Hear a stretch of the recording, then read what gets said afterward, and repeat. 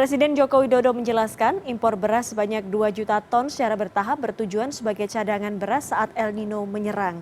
Beras tersebut diimpor dari India, Pakistan, Myanmar, Vietnam, dan Thailand.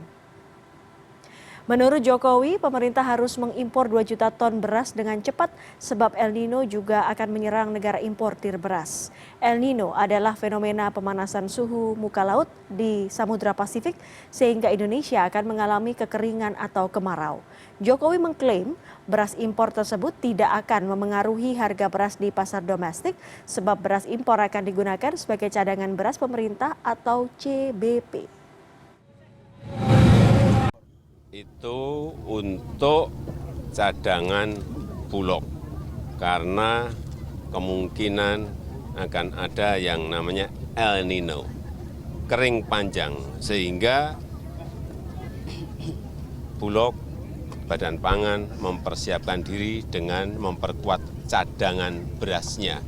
Jangan sampai nanti pas sudah musim kering panjang kita bingung mau beli beras ke Thailand, ke Vietnam, ke India, ke Pakistan, barangnya nggak ada. Ini yang kita hindari karena El Nino tidak hanya di Indonesia saja, di negara-negara itu juga terjadi. Sehingga itu mengantisipasi. Dan itu tidak mengganggu harga gabah petani. Sementara itu, saya menanam padi bersama petani di Tuban, Jawa Timur pada Kamis pagi. Presiden Jokowi mendorong para petani agar menggunakan pupuk organik dan tidak bergantung pada pupuk kimia. Menurut Jokowi, selain menjadi solusi dari keterbatasan pupuk kimia, penggunaan pupuk organik juga dapat memangkas pengeluaran petani dari 5 hingga 6 juta rupiah per hektar menjadi hanya 100.000 hingga 500.000 rupiah per hektar. Selain itu, penggunaan pupuk organik juga dapat memberikan manfaat pada perbaikan lingkungan. Sudah 3 tahun di sini. 3 tahun, berapa hektar total? 1.000 hektar. Kurang lebih 1.000 hektar.